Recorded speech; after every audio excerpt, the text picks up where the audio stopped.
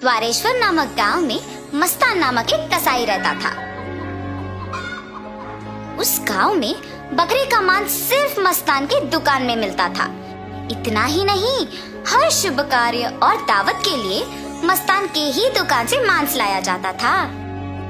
ऐसे एक दिन उस गांव के जमींदार का सेवक मस्तान की दुकान को आता है। हे मस्तान, कल जमींदार के महल में एक बड़ी दावत रखी जा रहा है। उस दावत को बहुत बड़े लोग और अमीर लोग आने वाले हैं। 100 लोगों के लिए खाना बनवा रहे हैं। उसके लिए तुम्हें 15 किलो मांस ताजा काट के कल सुबह 6 बजे को महल लेके आना होगा। पैसे तुम्हें वहीं पे मिलेंगे। मस्तान सलमान की बात को मान लेता है, लेकिन उसके पास 15 किलो का मांस नहीं होता है। इसीलिए वो बकरी वाले के पास जाता है। रमेश भैया, दरवाजा खटखटाता है।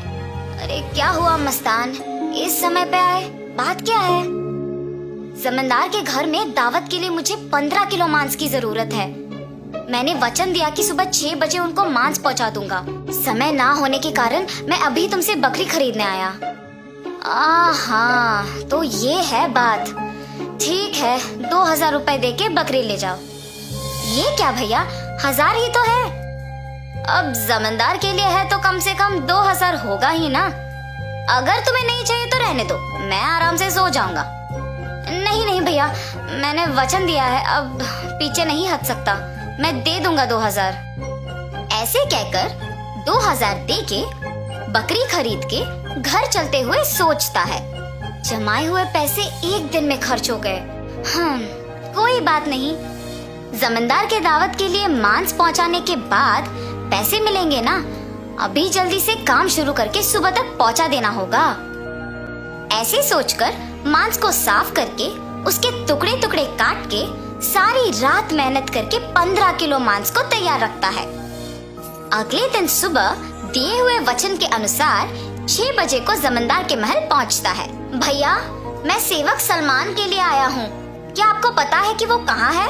ये सुनकर दूसरा सेवक मस्तान को बाहर इंतजार करने के लिए कहता है। वो मस्तान के हाथ से मांस लेते हुए कहता है कि सलमान को भेजेगा और उसे पैसे मिलेंगे। मस्तान भी उस सेवक का बात मानकर बाहर इंतजार करता है, लेकिन सेवक उसके हाथ में मांस को देख सोचता है, इस 15 किलो मांस से अगर मैं 1 किलो ले लूं तो किसको पता चलेगा? किसी को भी नहीं पता चलेगा। ऐसे उस कवर में से 1 केजी मांस को छुपा के बाकी को देने जाता है। सलमान को देख के कहता है, साहब, मस्तान ने ये आपको देने के लिए कहा है। वो पैसों के इंतजार में बाहर खड़ा है। सलमान सेवक के हाथ से मांस लेके सीधा रसोई घर जाता है, ये जान के कि मस्तान बाहर पैसों का इंतजार कर रहा है।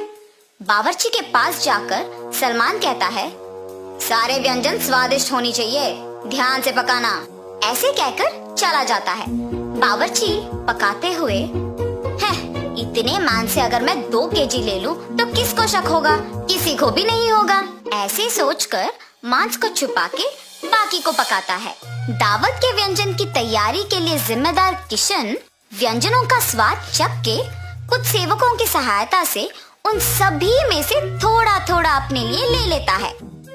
आए हुए मेहमान सारे दावत की खाना शुरू करते हैं और जल्द ही आपस में बात करना शुरू कर देते हैं।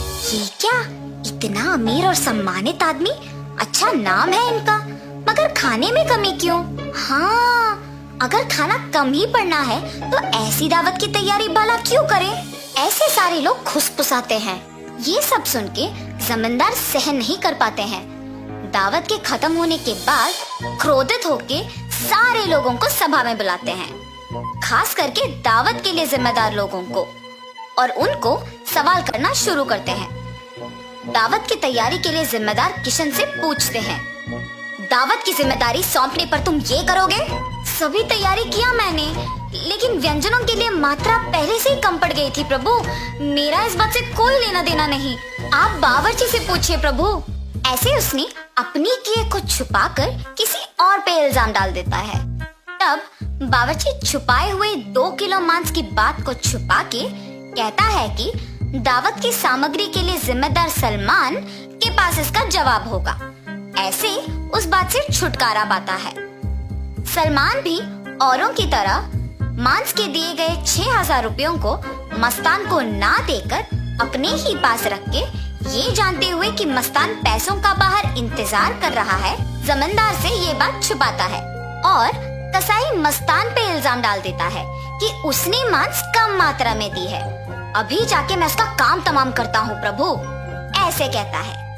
उसी सभा में मौजूद मस्तान उस इल्जाम का सहन नहीं कर पाता है। सभा में से जमींदार के सामने आके कहता है, जमींदार साहब, इस पूरे गांव में मैं अकेले कसाई हूँ। पिछले 10 साल से मैं ये व्यापार कर रहा हूँ और इतने साल से आपके घर में हर कार्य और हर दावत पे मैंने खुद मांस दी है, मगर कभी भी ऐसी मुसीबत नहीं आई।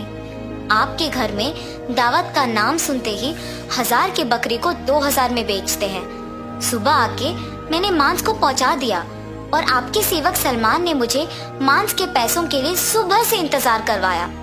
सलमान को मांस देने के बहाने से एक और सेवक मेरे हाथ से मांस लिया और मुझे बाहर इंतजार करने के लिए कह दिया और ये भी कहा कि वो सलमान को बुलाएगा। उसके बाद इनमें से कोई भी मेरे पास नहीं आया। कृपया मेरा यकीन कीजिए प्रभु, आप ही की दया से जी रहा हूँ। मस्तान, मुझे तुम्हारे बारे में पता है, तुम फिक्र मत करो। सैनिकों, सलमान के कपड़े खोजो, देखो अगर 6,000 रुपए मिलते हैं। खोजने पर सलमान की जेब में 6,000 रुपए मिलते हैं। ऐसे उन सब में से सलमान पकड़ा जाता है। और इतना ही नहीं, किशन जिन सेवकों की सहायता से सभी व्यंजनों से थोड़ा अपने लिए ले लेता है, उनमें से एक सहायक जमींदार को सच कह देता है। बावर्ची का झूठ बैग में रखे मांस कोई सेवक को मिलने पर बाहर आ जाता है और पहला सेवक जिसने 1 किलो छुपा लिया, उसने डर के मारे अपनी गलती मान ली।